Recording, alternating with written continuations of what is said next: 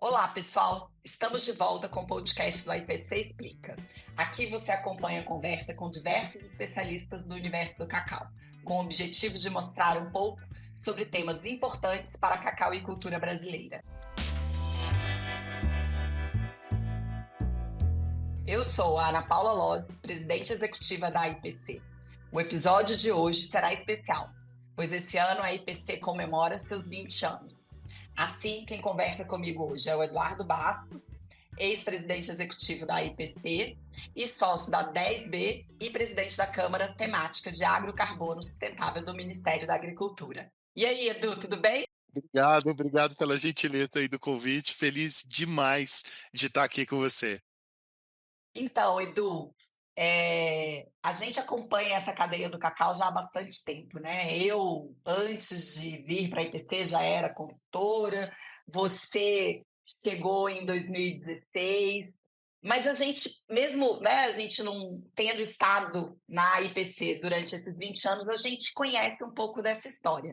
Então, eu queria que você falasse sobre a sua perspectiva, como é que foi essa evolução dos últimos 20 anos, né? De 2004, quando a gente sabe que as empresas decidem montar a IPC, saírem de dentro da entidade onde elas estavam naquele momento e montar a IPC, para o que você vê hoje da entidade.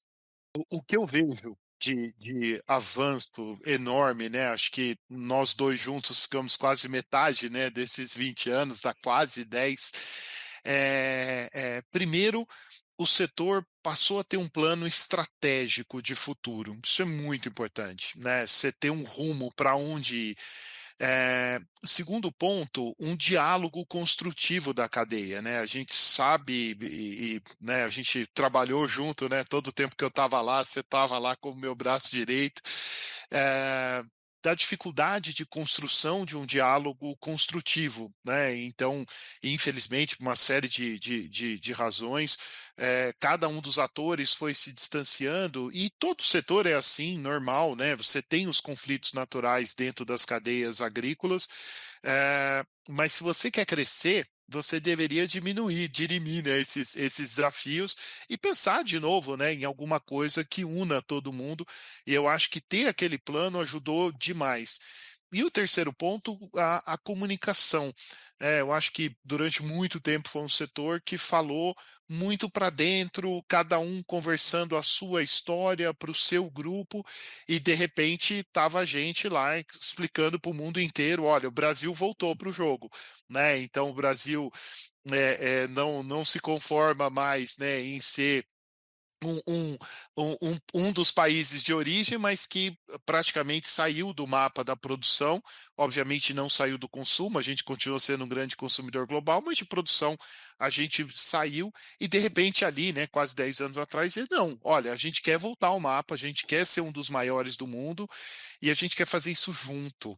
Essa acho que foi a grande mensagem ali e que você e o time aí tão brilhantemente seguem e melhorando, né?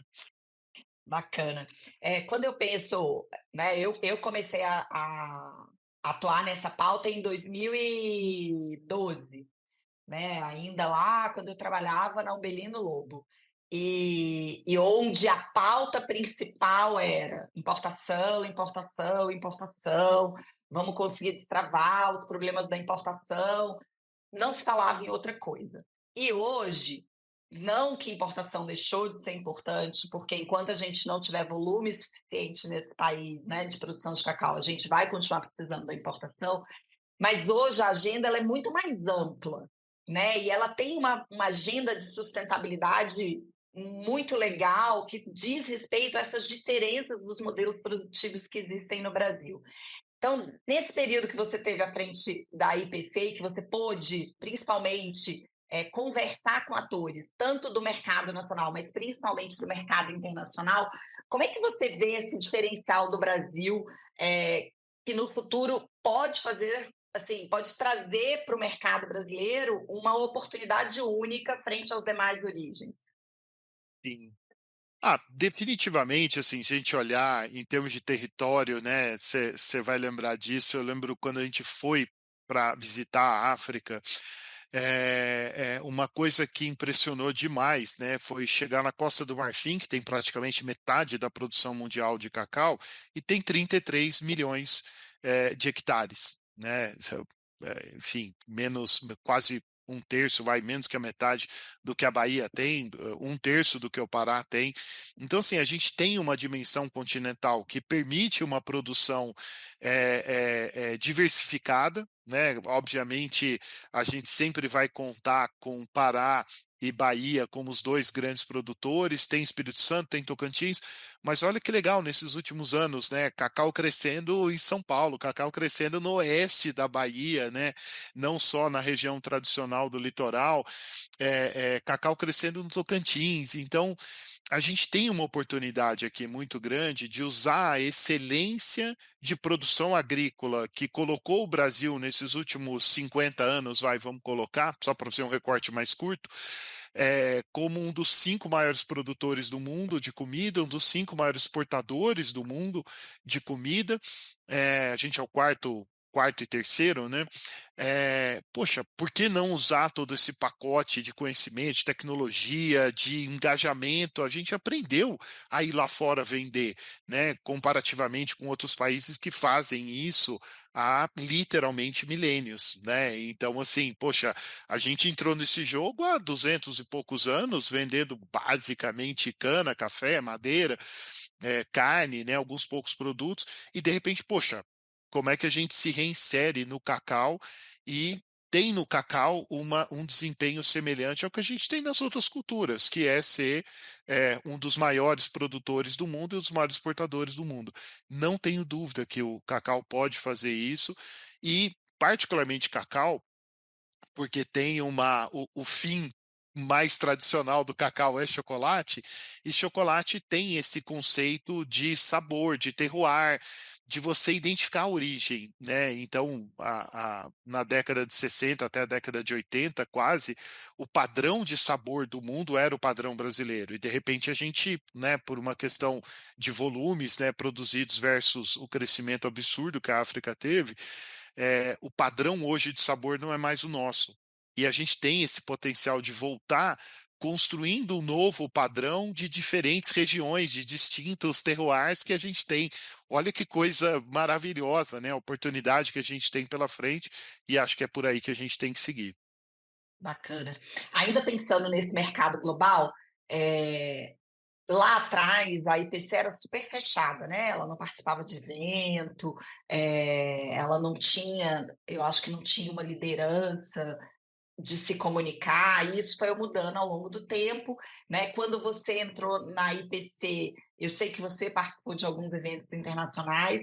Esse ano a gente foi para o Partnership Meeting em Amsterdã com um grupo grande de brasileiros. Fizemos uma missão na Bélgica para mostrar a cadeia produtiva do cacau na Bélgica, onde estava a IPC, a Abicab, Cocoa Action Brasil, estava a Federação da Agricultura, tinha outros produtores, sociedade civil, então uma mobilização tremenda. E ano que vem, mais uma vez, o Partnership Meeting vai ser no Brasil, em São Paulo. Né? Então, a gente está super mobilizando, a IPC vai patrocinar, vai ser uma das patrocinadoras do Partnership Meeting, você acredita nisso? Então, assim, como é que você acha que o mundo vai ver o Brasil daquele Partnership Meeting que teve aqui, que foi quando lançou o Cocoa Action, acho que em 2018, 2017, né? E que você estava à frente da IPC, que você participou. Como é que você vê que a gente vai estar diferente agora nesse Partnership Meeting em 2025? Eu fico muito feliz, né? Porque eu lembro do esforço que foi trazer um evento para o Brasil, porque muita gente assim, mas no Brasil ainda produz cacau. Eu ouvi isso em algumas reuniões globais, e aquilo me incomodou muito, como brasileiro, né? Você fala assim, não, gente, pelo amor de Deus, a gente ainda é um grande produtor, produzia em torno de 200 mil toneladas, menos do que a gente consome, daí a necessidade de importação. Mas, poxa, a gente é um dos pouquíssimos países do mundo, na verdade, o único país do mundo que tem o centro de origem, né, que é do bioma amazônico inteiro, não é só brasileiro, né, de outros países da bacia amazônica, mas a gente é um centro de origem do cacau, a gente produz cacau, a gente consome chocolate em grande quantidade. E a gente falou, não, a gente merece ter um partnership meeting aqui, e aquela a época, justamente por esse desafio do diálogo, de trazer o Coco Action para o Brasil, o World Coco Foundation, né, via Coco Action, para estruturar esse diálogo, né, da cadeia inteira. E ali eu lembro, o ministro era o ministro Blairo Maggi, e da gente conversando, né, com o Blairo, ele, poxa, eu vou, e aí, né, qual que é o plano? E a gente falou, não, tem esse plano de expansão. Quando a gente começou a montar, ele falou, poxa, que legal. E ele topou, veio, falou, foi muito rico. O que eu vejo talvez uma das grandes diferenças, né, para o partnership de 2025, que acontecerá de novo no Brasil, feliz da vida por isso, primeiro é ocupar esse espaço, né? Então deixar muito claro que assim o Brasil voltou para o jogo.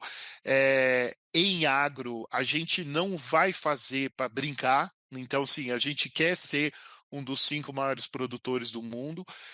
Existe um olhar geopolítico completamente diferente do que tinha lá atrás, apesar de ser pouco tempo atrás, né? Não é que nós estamos falando aqui de 20 anos atrás, né? Quando foi criada a IPC, nós estamos falando de 5, 6 anos.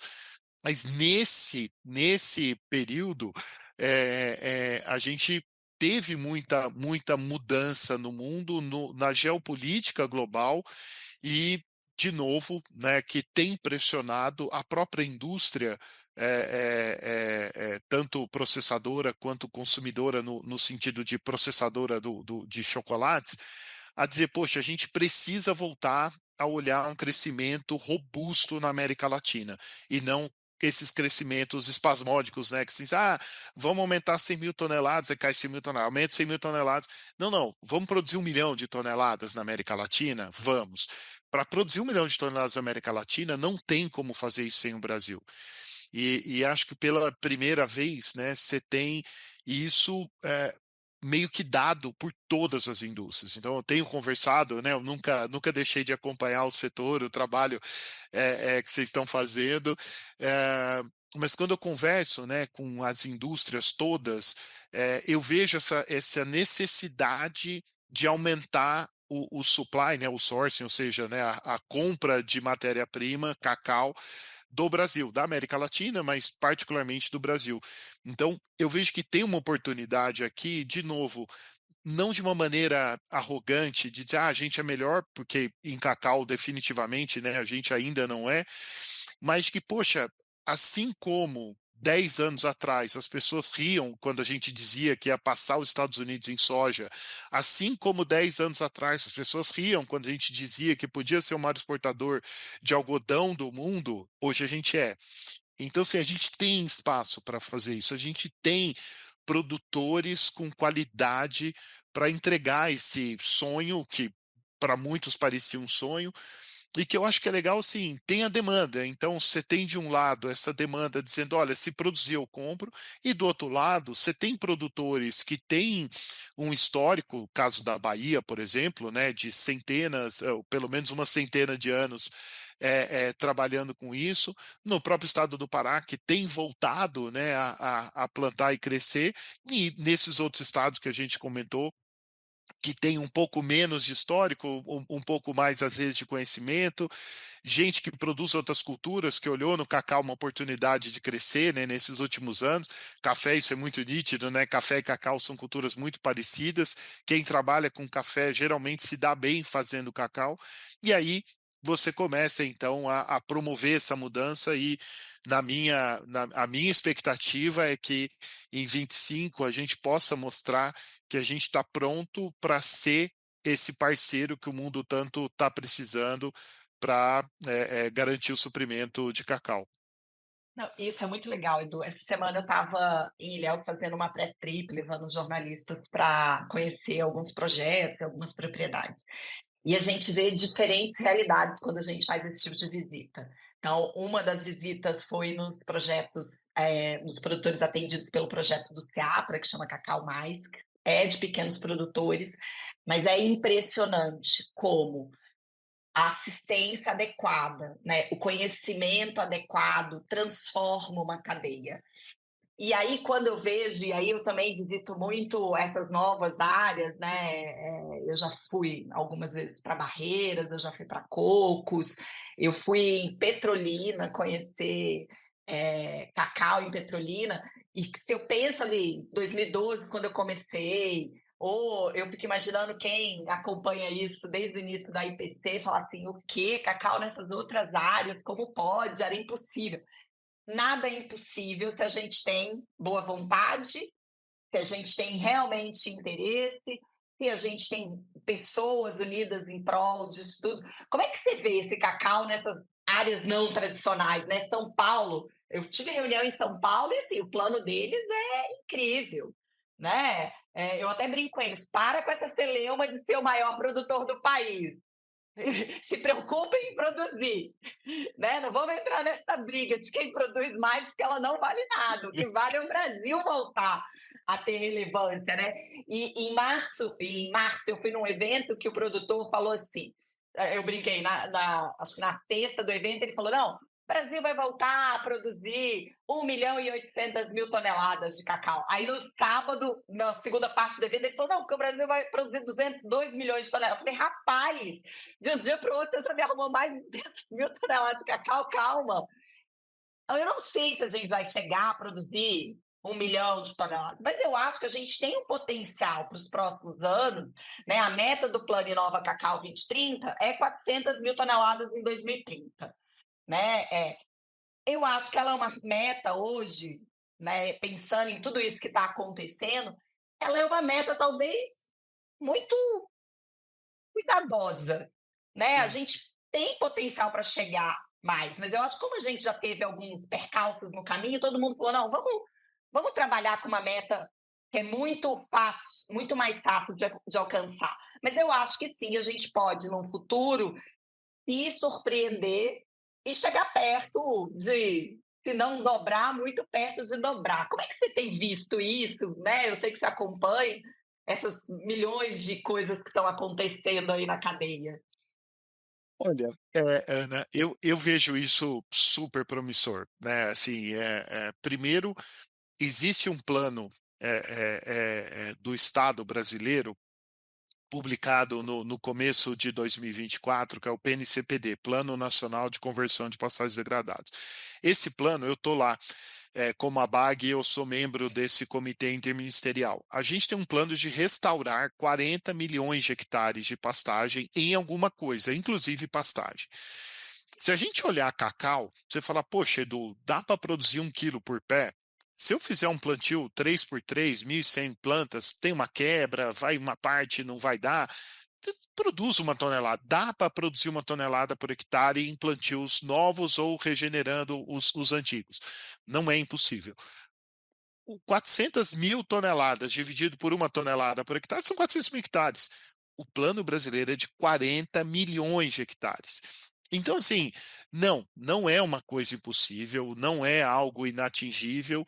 De novo, também não é super fácil, porque os 400 mil, os 400 mil da nossa época, né? A gente montou isso junto, né? Você lembra?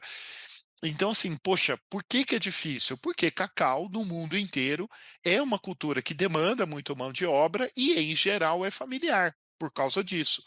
Então, assim, não é uma cultura como soja ou pecuária, que você fala, não, você tem a máquina e pronto, né? Você precisa relativamente pouca mão de obra. Cacau não, cacau demanda muita mão de obra. Uma família vai tocar no máximo 10 hectares. Então, isso, de novo, olhando por um lado técnico, né? Você tem essa dificuldade. Agora, vamos olhar para o outro lado, que é o lado social. Olha que oportunidade incrível que a gente tem como país de gerar emprego e riqueza para essas pessoas. O que eu vejo, Ana, é que quando eu fui para o cacau, né, eu sou engenheiro agrônomo, conheço várias culturas, mas nunca tinha trabalhado com a cultura do cacau. Formei no estado de São Paulo, que praticamente não tinha ainda, né, tem muito pouco cacau. É, quando eu fui conhecer, uma dos interlocutores me disse: Olha, Edu, lembra, cacau é uma cultura de país pobre e gente pobre. Eu falei: caramba, que estranho, né? Porque assim, é uma cultura que tem um valor alto, né? Na época valia US$ 2.500, já era um valor bom, Hoje a gente está falando em quase 3 vezes isso, né? Em torno de 7.500, quer dizer, deu um boom também. Mas, poxa, a US$ 2.500 a tonelada era uma cultura boa.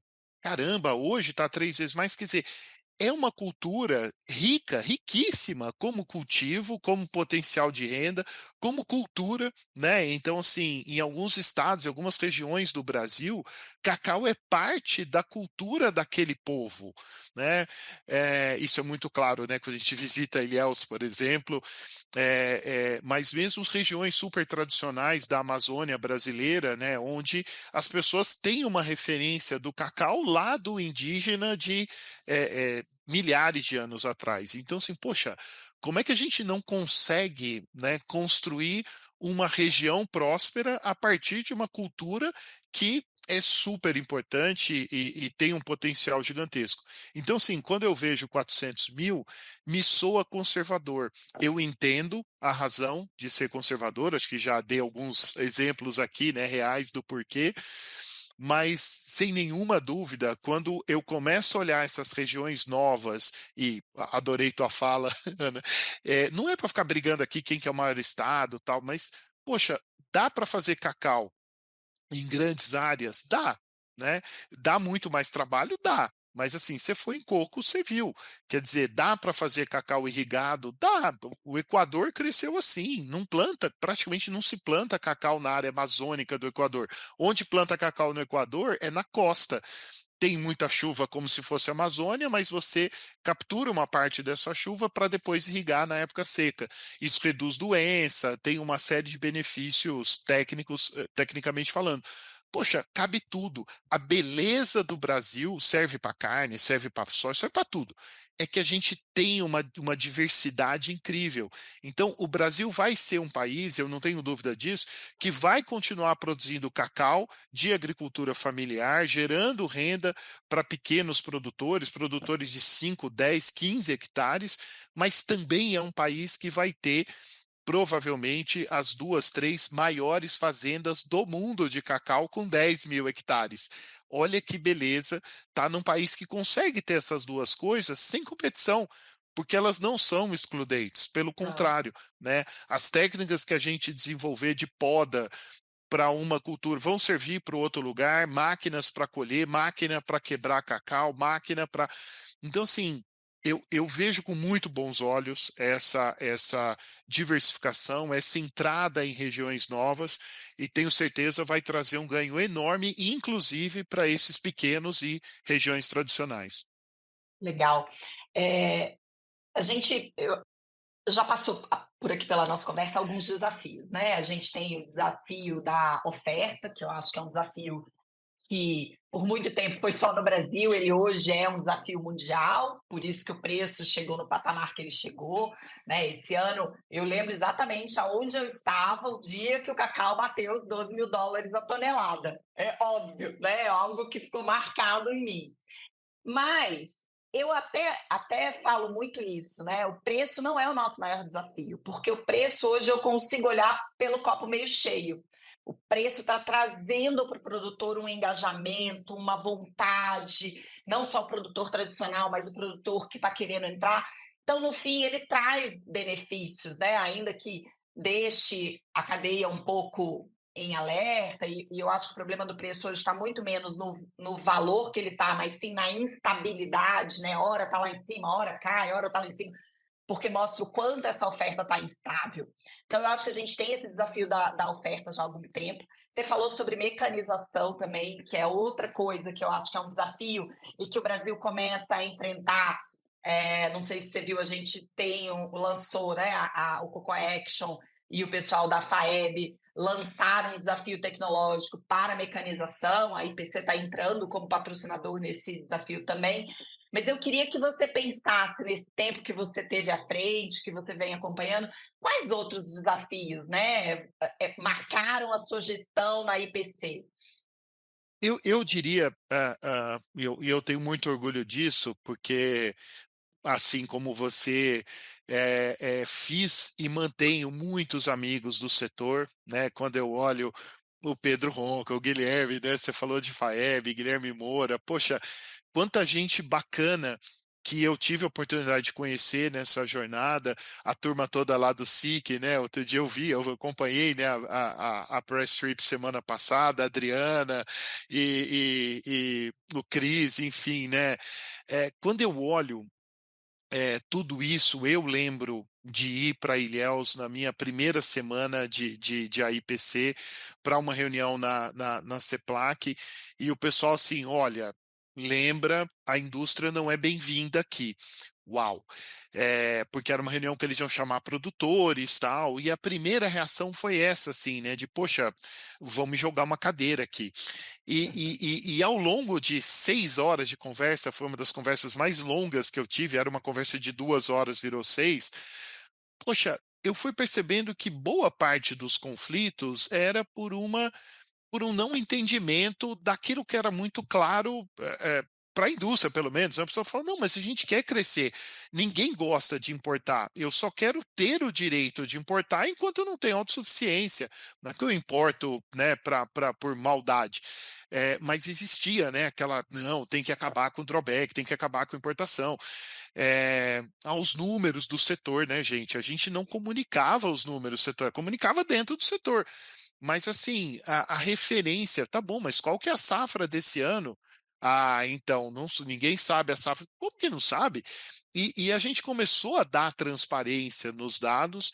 Eu acho que o lado da comunicação, de novo, comunicação para transparência foi um ponto muito importante na construção de confiança entre os atores. A mesma coisa com a Bicab, né? Que sempre também tinha, da mesma maneira que o produtor tem um conflito com a indústria moageira, com a indústria de chocolate, né? Dizer, poxa, você me aperta aqui, eu estou no meio. E aí, de repente, a gente construiu um diálogo com a Bicab para dizer, pô, a gente está no mesmo barco, né? Se eu não conseguir, mesmo importando, a verdade é que a gente consome muito pó, pouca manteiga. Eu gero excedente de manteiga que eu tenho que exportar. Na hora que você moe uma amêndoa, metade é pó, metade é manteiga.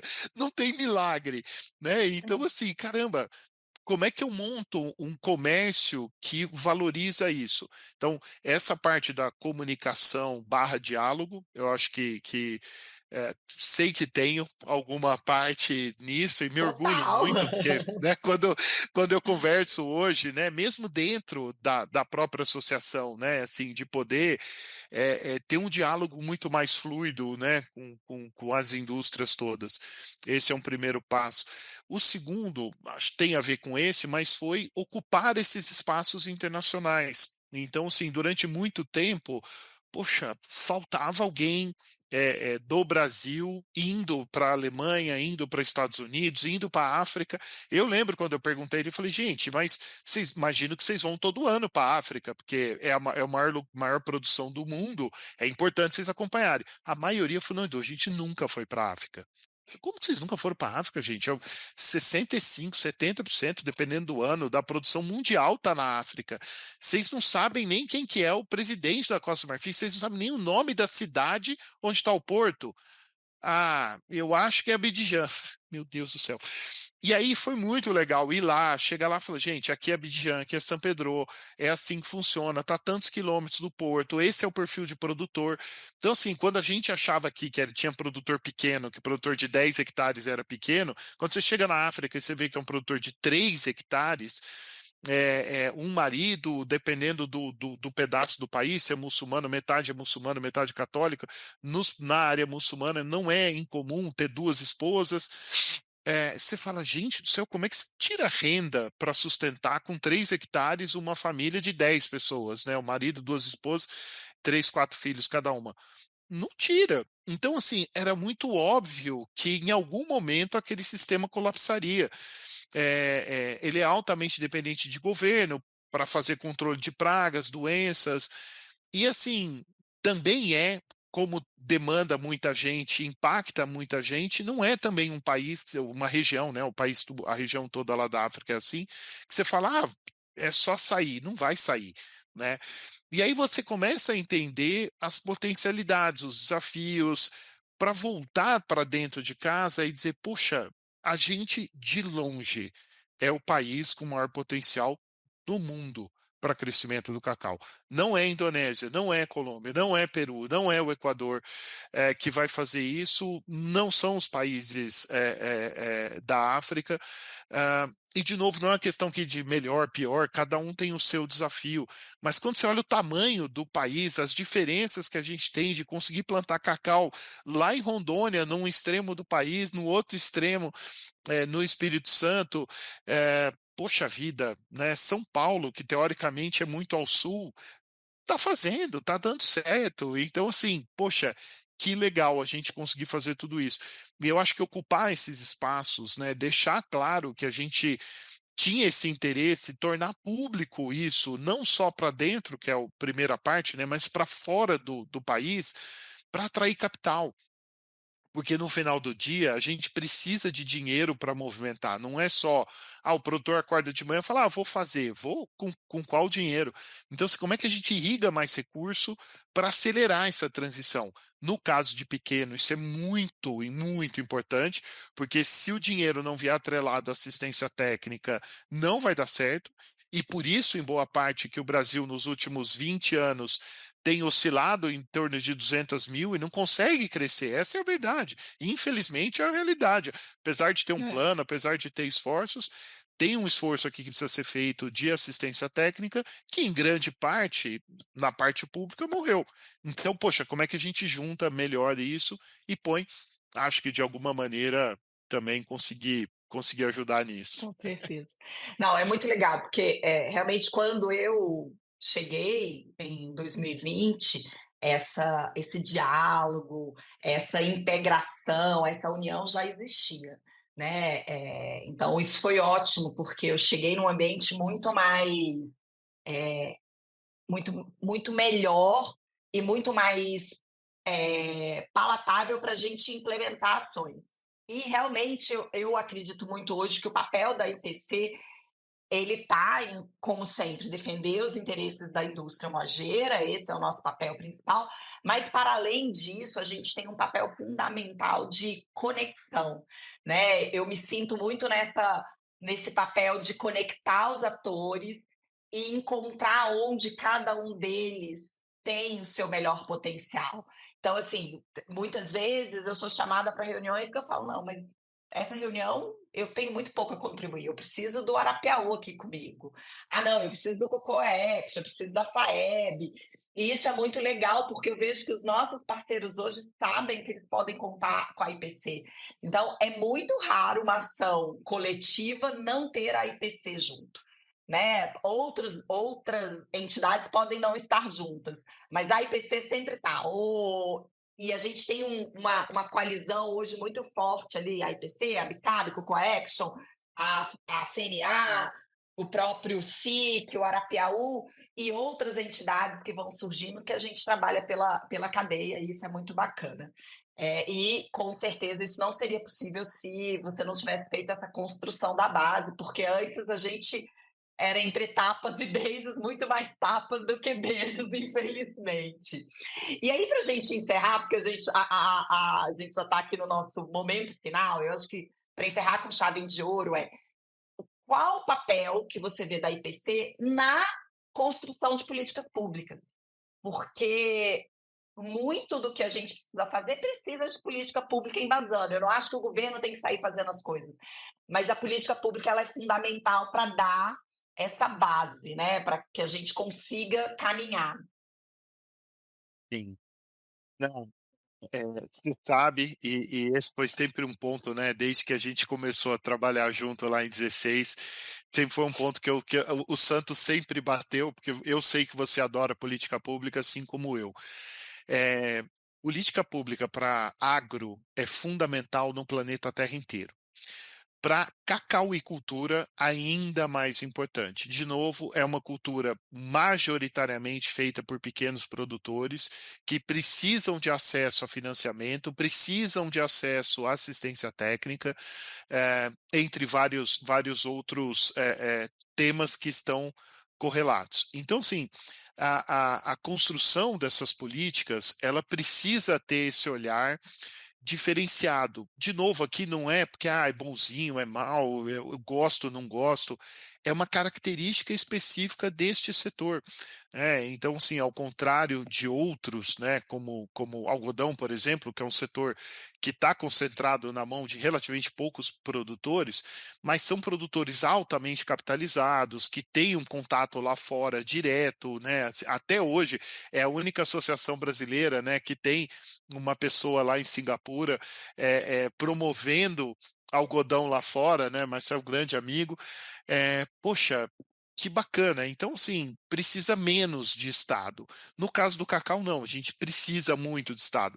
Até para ajudar a fomentar os locais que ocorrerão a expansão. Porque, por exemplo, vamos plantar cacau no Rio Grande do Sul. Não, não vamos. Não vai nascer. Cacau é uma cultura tropical, precisa de calor, precisa de um número de horas de calor e de sol que é incompatível. De novo, não tem melhor e pior, né? Não é lá. Então, assim, poxa, vamos montar cacau, a gente sabe muito bem disso. Cacau é uma cultura de alto valor agregado, mas esse valor pode ser perdido na mão de intermediários. Então, assim, quanto mais forte essas regiões produtoras, melhor, porque você consegue montar pontos de compra direta de cacau que valoriza aquele produto. Então, a diferença de preço da bolsa para o que o produtor vai receber, ela é bem menor, né, do que se você sair plantando 1.000 hectares num canto do Brasil, 1.000 no outro, não dá. Você precisa juntar, ter um volume mínimo de produção. A indústria pode fazer isso? Pode, mas se ela fizer junto com o Estado brasileiro, fica muito mais fácil. Dizer, gente, olha, não é sair plantando cacau no Pará inteiro. Olha, tem um cluster aqui na Transamazônica, super importante, tem outro em São Félix, tem outro em Tucumã, e você começa então a montar esses diferentes regiões para dizer, olha, pelo menos 10.000 hectares de cacau para viabilizar ter ali um ponto de compra ou mais, dependendo do cacau e da região. Então, essas políticas elas são vitais para acelerar essa transformação. De novo, quando a gente olha 10 anos para cá, né, teve muita transformação interessante, mas a gente precisa, como país e como mundo, acelerar. Para acelerar, a gente tem que ir junto. E a gente vai ter que ir junto com política pública, ajudando a criar boas políticas públicas, né? Não é só ter política, né? A gente sabe que às vezes, Claro. no afã de resolver, você cria uma política que é inadequada, como, por exemplo, falar, não, é só, vamos proibir importação. A gente sabe do que acontece, né? Pô, se você proibir importação, eu tenho uma moagem menor, cai o preço interno, eu vou exportar menos manteiga, e aí, enfim, vira um apocalipse zumbi desnecessário, cria um estresse desnecessário. Então, assim, existem outras maneiras de fomentar. Dentro do plano de pastagem, por exemplo, tem lá uma linha específica justamente para restaurar em sistemas agroflorestais. É, é, você tem taxas menores. Olha que bacana, né, o que foi feito, por exemplo, no estado de Rondônia, no estado do Pará, outros estados do bioma amazônico, onde cacau é considerado floresta para fins de restauro, porque cacau é nativo. Isso é uma política boa, né, que a gente Sim. construiu lá atrás, né, com os governadores dos estados e que hoje gera frutos, com perdão do trocadilho, mas gera frutos maravilhosos de crescimento nesses estados. Então, eu vejo claramente que precisa, se não para tudo, no mínimo para acesso a dinheiro mais barato e assistência técnica, mas obviamente tem várias outras frentes aí de melhoramento, né, genético e várias outras coisas que podem e devem ir junto. O cacau tem um futuro super promissor e eu fico muito contente de ver tanta gente competente trabalhando para isso. Feliz demais de ter, de alguma maneira, contribuído aí nessa história maravilhosa. Legal, Edu. A gente poderia ficar aqui horas, que a gente teria assunto, mas infelizmente a gente precisa encerrar. Eu agradeço mais uma vez a sua participação. Espero sempre contar não só com o seu carinho, a sua torcida, mas também, né, com o seu apoio quando necessário. A gente sabe que você está aí em várias linhas de atuação e não esqueça de incluir o cacau nelas. Né? Então, muito, muito obrigada mesmo. Até a próxima. E esse foi o AIPC Explica de hoje. Muito obrigada por ter nos acompanhado e até a próxima oportunidade.